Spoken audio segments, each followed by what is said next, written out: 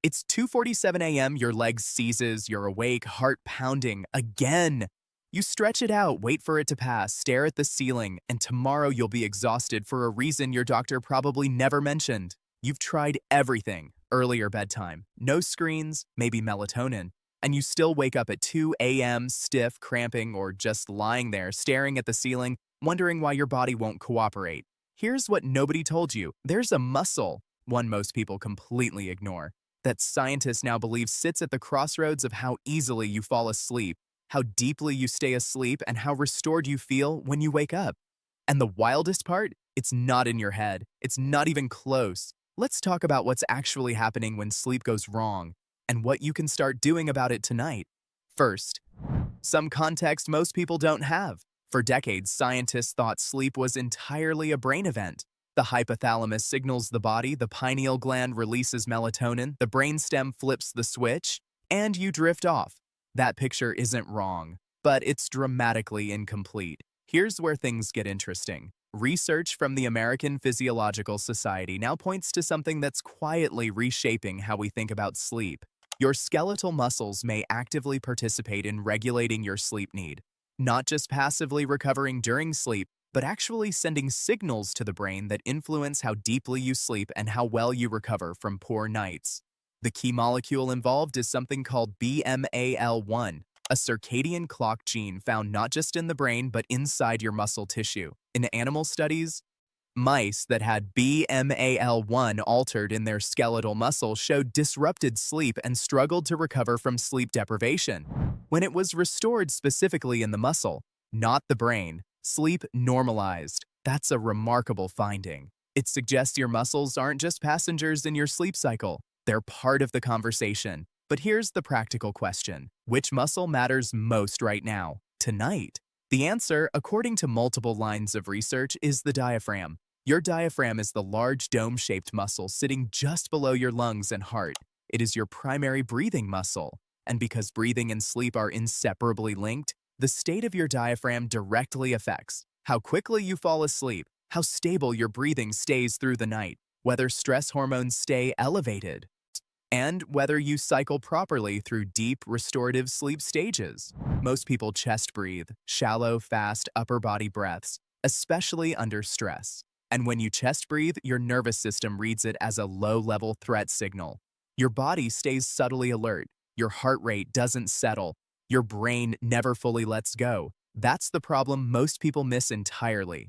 A 2025 pilot study found that when researchers applied a manual diaphragm release intervention to participants, sleep duration improved, sleep latency improved, meaning people fell asleep faster, and overall sleep quality scores dropped significantly in the right direction.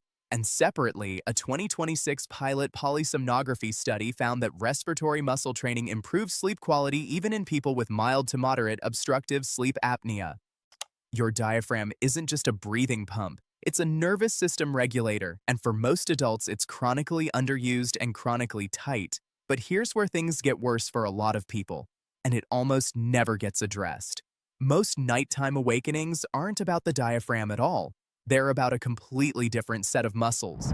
The calves, nighttime leg cramps, those sharp, sudden spasms that bolt you awake, are one of the most common sleep disruptors, especially in adults over 50. And research shows they don't happen because of simple electrolyte deficiency, which is what most people assume. The actual cause? Abnormal high-frequency nerve firing in the lower leg muscles. The calf, specifically the gastrocnemius and the deeper soleus, is primed to cramp because of one deceptively simple reason.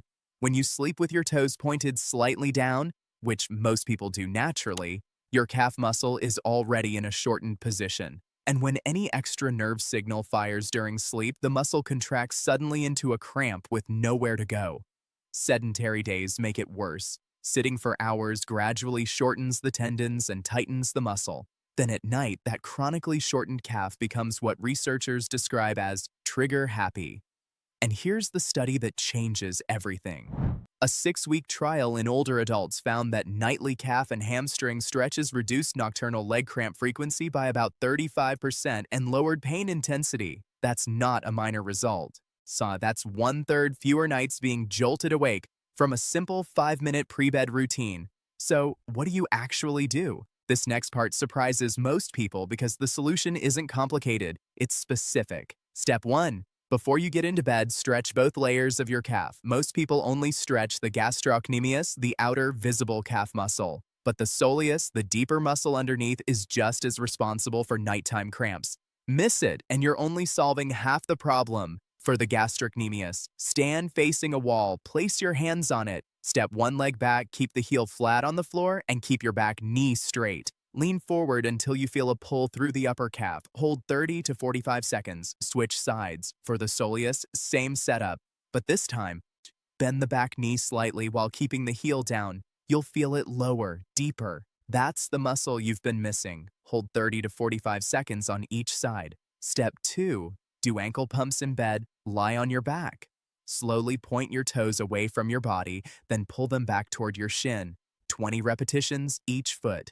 This simple movement improves blood flow in the lower leg and, research shows, helps glide the muscle tissue to reduce stiffness and nocturnal cramping. Step 3. Add the legs up the wall pose for 5 to 10 minutes. Lie on your back beside a wall. Swing your legs up so they rest vertically against the wall. Let gravity drain fluid from your lower legs. This pose also activates the parasympathetic nervous system, your body's rest and digest mode, which is exactly the state you need to be in before sleep. Now here's the fix almost nobody uses, and the science behind it is stronger than most people realize. Progressive muscle relaxation, PMR.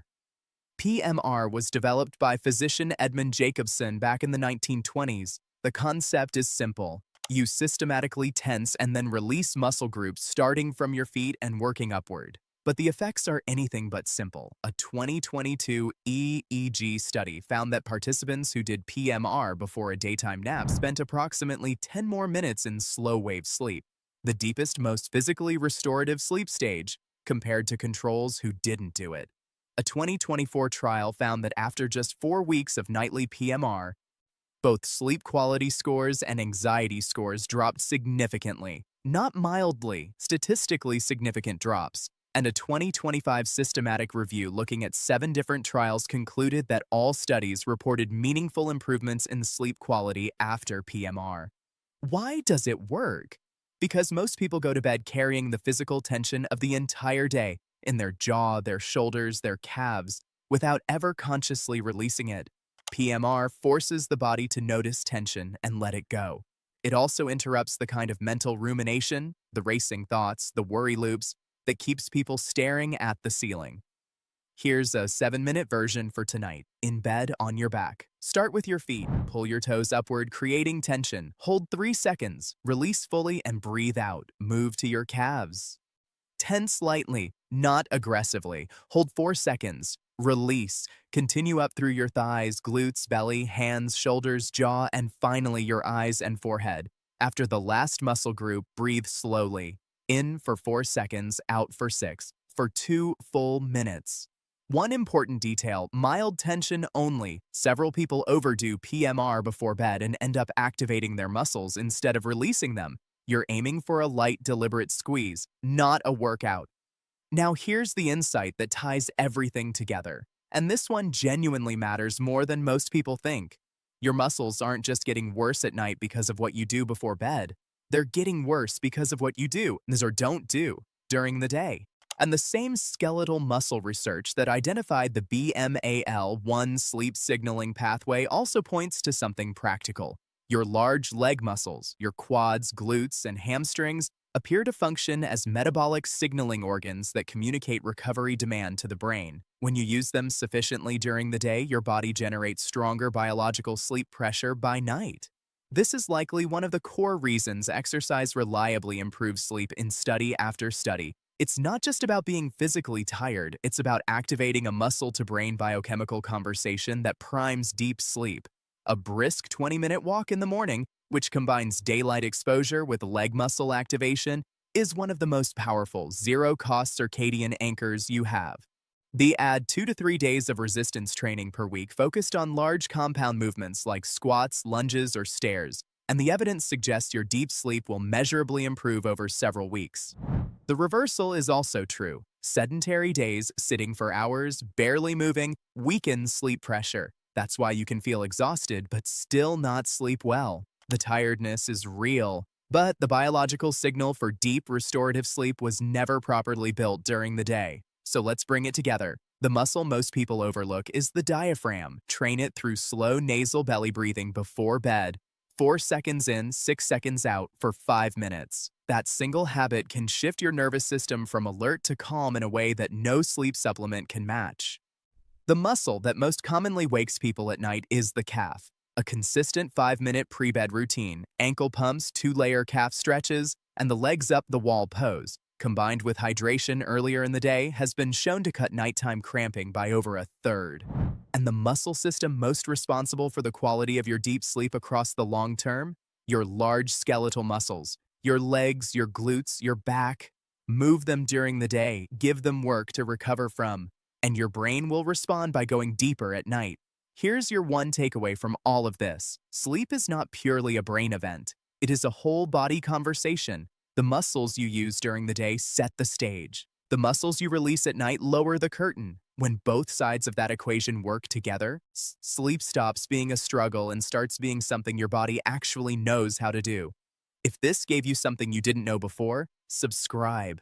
We break down the science of your body, clearly, practically, and without the fluff, so you can actually use it.